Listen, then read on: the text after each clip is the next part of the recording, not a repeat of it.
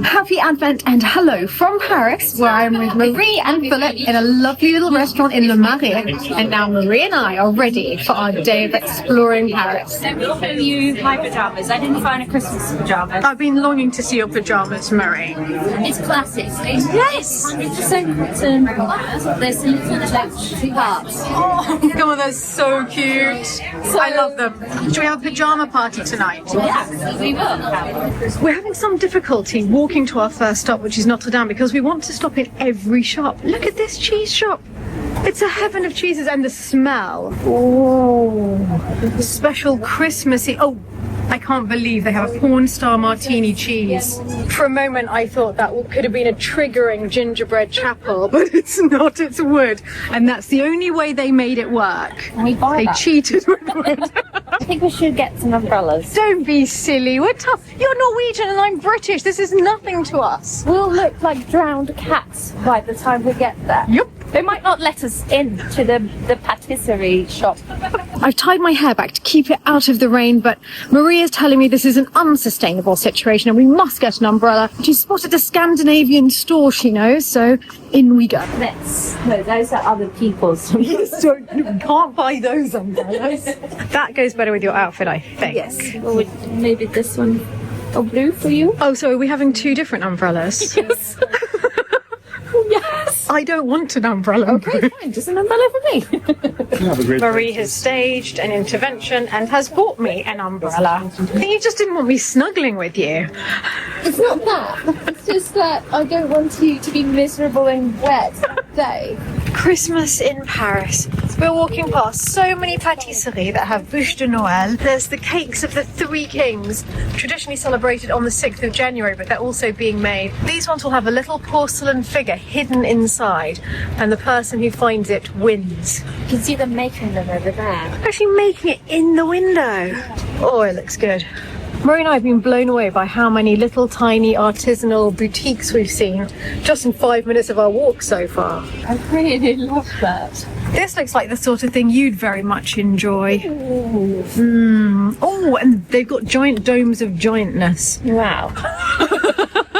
There's Notre Dame in the distance behind some somewhat incongruous palm trees. There is a swan. This is one of the islands in the Seine, the Île Saint-Louis, and we're using it as a little bridge to cross over again another bridge to get to another island, the Île de la Cité. And that's where Notre Dame is. We're approaching Notre Dame from the back, and you can see all of these temporary shipping containers stacked up, which is really clever. It must be where all of the construction workers have been based.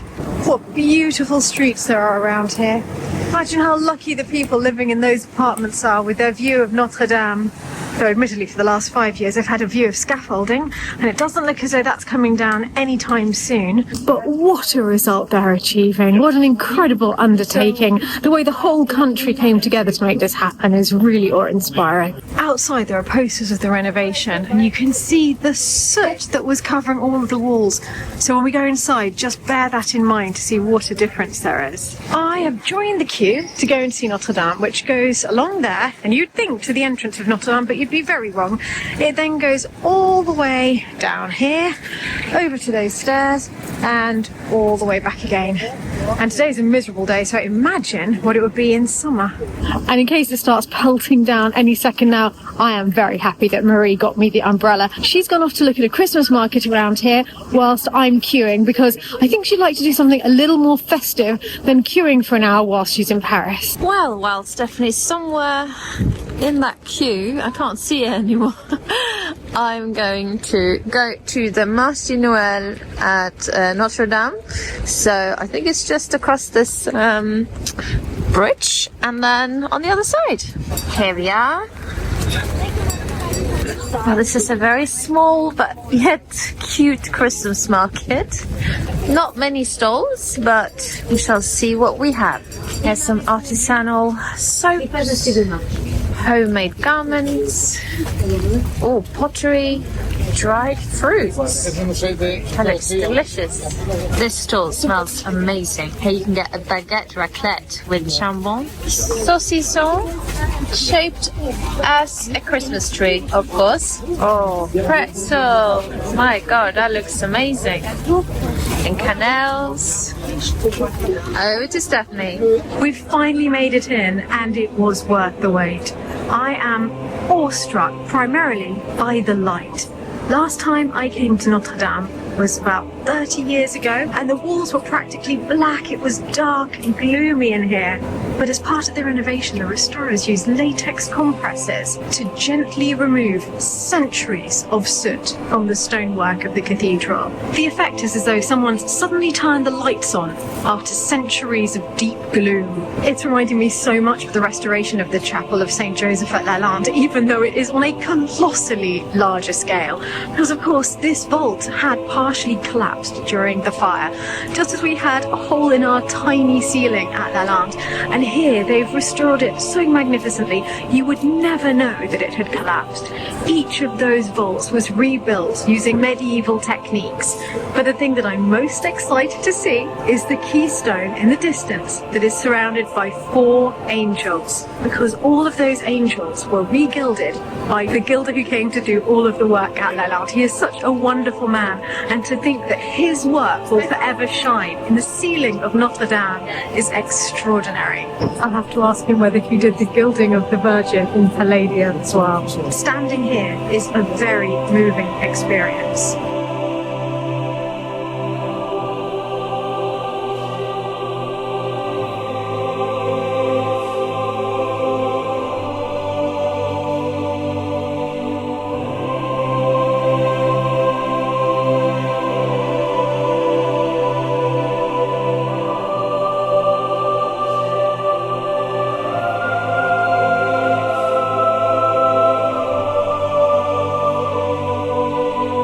The stained glass windows that survived the fire were all meticulously restored, and just look at the way the light catches them. You see that wonderful glow that the medieval architects intended to touch our souls as we looked up at it. And you may notice that they're shining quite brightly for such a dull, gloomy, rainy day.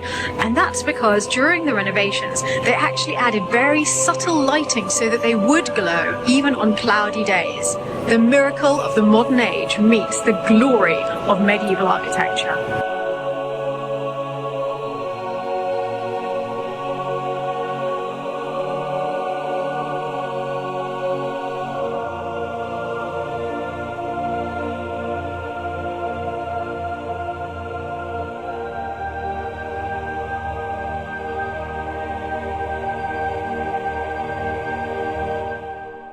France did what I think you should always do in a situation like this. If you have to restore something after colossal damage, rather than just putting it back exactly the way it was, it's good to take the opportunity to make it even better than it was before. And they've done that. Each of the side chapels has been painstakingly restored, some of them by our painting team, Atelier Arcois, who did all of the paintwork restoration at the Chapel of St. Joseph. And during the painstaking cleaning, they actually discovered original medieval colours that had been hidden from the human eye for centuries.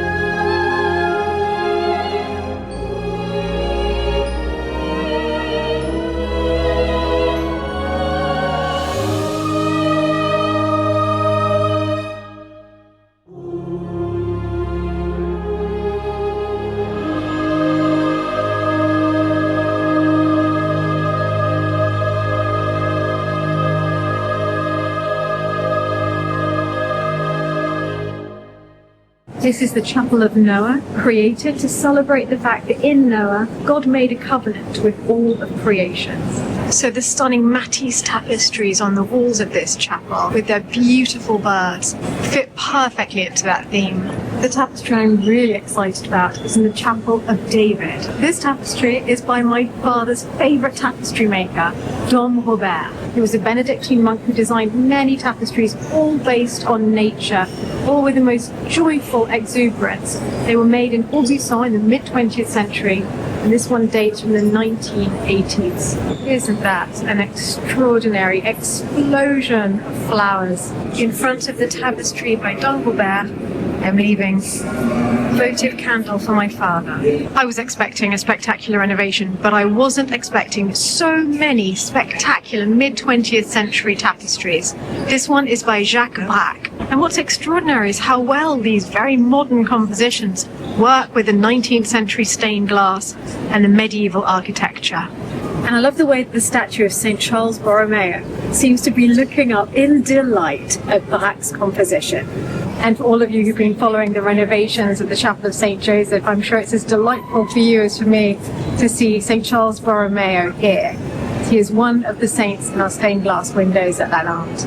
Standing here, I feel awestruck. I feel part of something much bigger than myself. Notre Dame has survived a revolution, 2 world wars, and a devastating fire, and yet here she stands, certainly more beautiful than ever before, and that is a testament to what humans can achieve when they pull together and work for good rather than evil. I think at a time like this, it's really important to thank the people who made this happen, and the major benefactors within France were Monsieur Pinault, Monsieur Arnaud, the L'Oréal Group, and Total Energies, who between those 4 organizations pledged 600 million euros to restore Notre Dame. And there have been countless other benefactors all over the world who've helped from donations from as little as €1, and every single one of those euros counted. And it's because of each of those people that this has been able to happen. In front of St. Charles Borromeo, I am lighting a candle for everyone who has helped with the restoration here and at Lalande.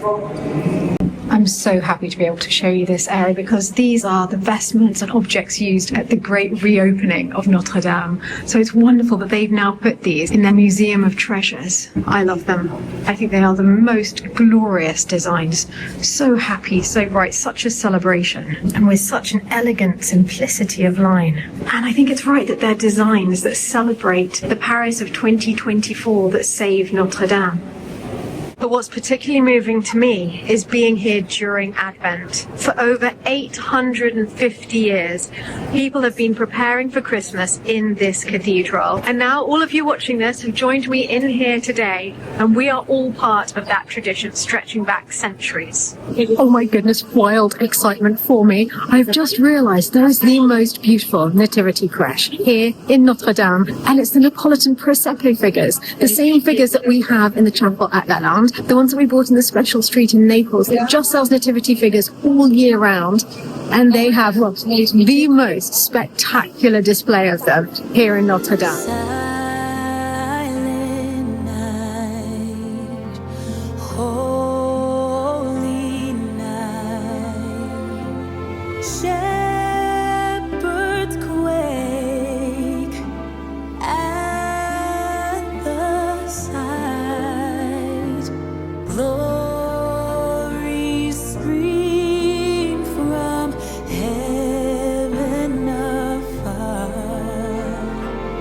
Heaven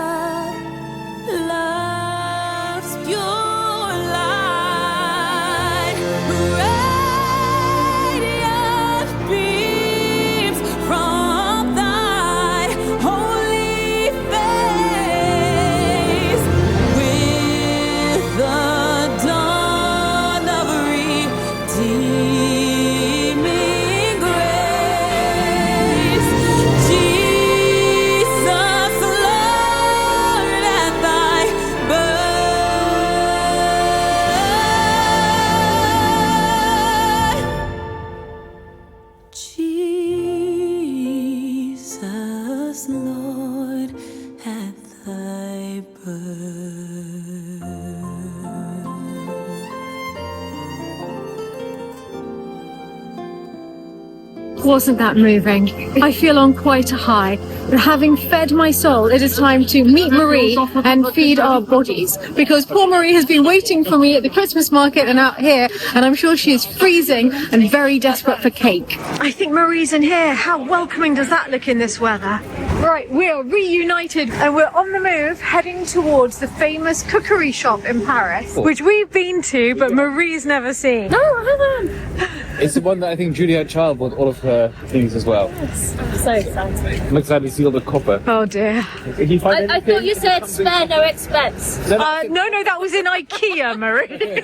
If we see a large whisk, I would quite like a large whisk. Okay, so on a mission for a large whisk. Here we go. I must say, the entire route today is beautiful. Tower of Saint-Jacques. This walk is definitely taking us on the scenic route around Paris. This is the Church of Saint Eustache. It's a pity we haven't got time to go there. It looks really beautiful. This really is extraordinarily pretty. And with all the twinkling lights, feels as though we've stepped into Ratatouille. Or Emily in Paris. Here we go, Marie. This is it. Philip, we do not need any copper. We don't, but the kitchen does. We are now in kitchen heaven. Oh, should we look downstairs? Okay, here we go. I'm in heaven. It's the mothership of saucepans. Oh, I just... How many lobsters could you get in there? Oh, goodness. Very good. My goodness. Philip's section. Isn't that nice? All copper. Should we just swap all of the casseroles? Yes. No, Marie, no. Do not encourage him. Marie will barely be able to lift that, it's so heavy. It's a workout. Soup? Or 500. May I praise you this one? That is even bigger. Oh, that's feeding many people. If we start the soup kit, That's what we need. now we're talking. This is Is that what we need? well, this is what restaurants use. Oh, well, if restaurants use it. Does it come in copper? No, Philip. What do you think they use at the Jules Verne? These are It's a colander? It's huge. Everything is so massive. Look at the size of that colander. What is it? it's cling. Cling film. Yes, it's much easier to take off with Your large- face is just beautiful. You're glowing at the thought of the cling film. Okay, well, next season you can have cling film in any size you want. You've heard it first. Step away from the Tupperware, seriously. We bought how many lots of Tupperware yesterday? Yeah, but this is a different shape and size. More Tupperware! Yay! Look at all the different Tupperware. What on earth would that be for? Protein, meat, fish, for example. The protein bucket. We don't have a protein bucket, darling. Just don't know what sort of establishment we're running. She's still looking at Tupperware. I think you just leave me here. Just leave here. Look, tonight. there's cake where we're going, Marie. But they probably made in these things to actually turn it into something people want to eat. We shall leave these shelves. Leave the shelves, come and eat the cake. Okay. Just what kind of... This is exactly what you were hoping for. So many different whisks. Big ones, little ones. This is just what I need. So we're saying that big size matters. Is it 4,100? Probably. The prices on No, it. they only have code, so you don't know until you go to the till. That's where the danger lies. I love the cannelin mould. Oh, look, it's the butter dishes that John and Camille use in their chateau. They bought them here, actually. We've come to a total standstill in front of nozzle heaven, as Marie is calling it. So many different shapes. Look at this one. Ooh. Tiny little thin strands. There's more fun stuff over here. Oh, lead me to the fun stuff. I think the area behind you was our nemesis last time. Yep, the little cookie cutter area. This is where we had our downfall. These are good though, aren't they? Right, this is... This very. Oh, look. Oh my goodness! That'd probably be like 40 euros each. We can always go and ask rather than doing what we did last time. Chocolates. Yes, and they'll easily come out. Oh my god, that's amazing. That is nice, actually. I like that. These are the only ones with the bottom that comes off. Are they there?